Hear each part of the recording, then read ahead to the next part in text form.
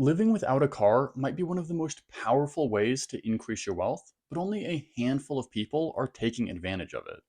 According to the Bureau of Labor Statistics, the average American spends almost $11,000 a year on transportation alone. I even did an entire video where I compared my expenses to the average American, and this is one of the expense categories that really stood out. The reason this is important is because I'm the fireman, and I'm trying to reach financial freedom before I turn 30 years old. To do that, I'm trying to keep my expenses under $20,000 a year.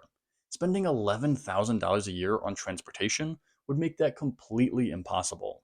But luckily, while transportation is one of the biggest expense categories for the average American, it's also almost completely optional. And while I've talked about my experience of not owning a car in a previous video, I didn't get into the numbers of just how much money I'm really saving. So this video is my best attempt at answering how much money I save by not owning a car, and why I'm not planning on buying a car anytime soon.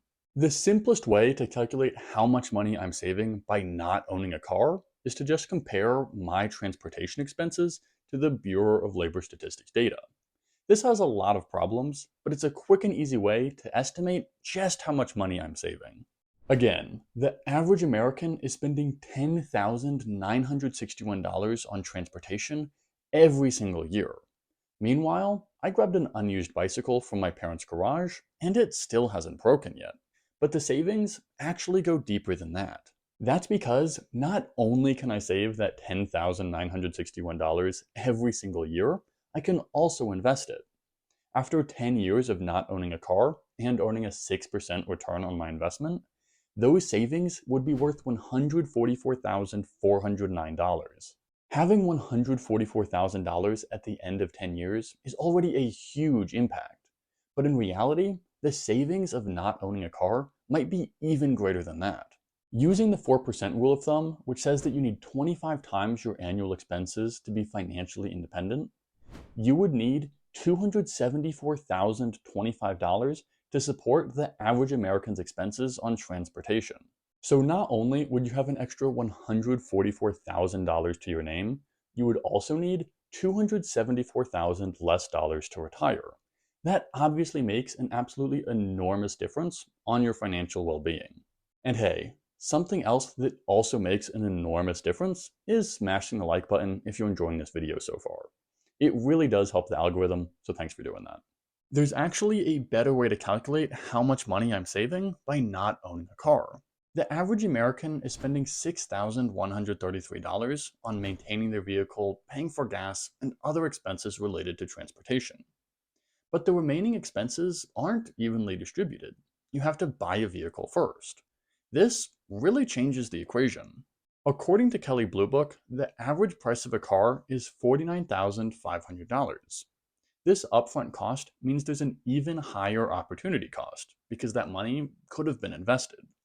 So, how does this change the cost of owning a car? Well, if your car lasted you for 10 years, which is actually a little longer than average, the total cost of owning a car would have been $169,472. That's about $25,000 more dollars than if the cost of buying a car was distributed over 10 years. Of course, you could finance your vehicle, which does distribute the cost of buying a car over a number of years. But the problem with this is that this adds massive interest payments, which actually makes this a more expensive option. That's something I might make a video on in the future, but let me know in the comments if you'd be interested. So, just to recap, compared to the average American, I'm saving $170,000 every 10 years. And, of course, massively reducing how much money I need to retire. But so far, I've been comparing my situation to the average American. But I live in a more expensive area than average, and I also earn a higher than average salary. Of course, I'm using that extra cash to reach financial freedom even faster, but a lot of other people in my situation would spend even more. And that includes buying a much more expensive car. Another employee at my company, hired just 1 year before me, drives a brand new Corvette, which, based on a little digging on the internet, probably cost him around $125,000.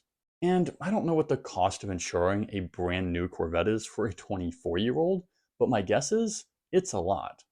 And with a gas burning engine and expensive maintenance, it's probably safe to assume that he spends double what the average American spends on their vehicle.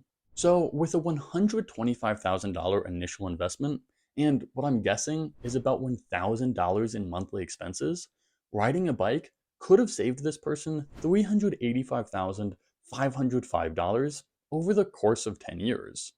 And even better, they need $616,100 less dollars to retire.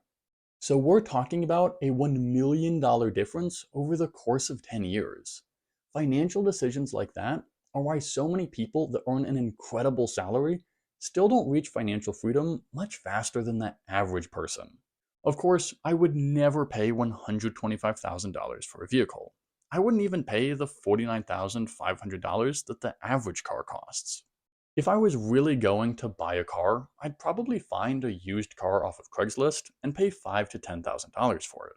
I'd do my research too and make sure I found a car that would last me longer and would have lower costs. And I'd pay in cash rather than getting screwed by financing. But even compared to the car I would buy, I'm still saving tons of money by biking. So don't buy a car unless it's absolutely necessary. There is no reason that you should be spending what the average American does on transportation. By the time I reach financial freedom, I'll have saved over $100,000 and need hundreds of thousands less to retire. But I know that living without a car is almost unthinkable to a lot of people, especially Americans. That's why I recently made a video talking about my first year living without a car and the lessons I learned. I'll link that video right here, and I really hope you'll check it out next.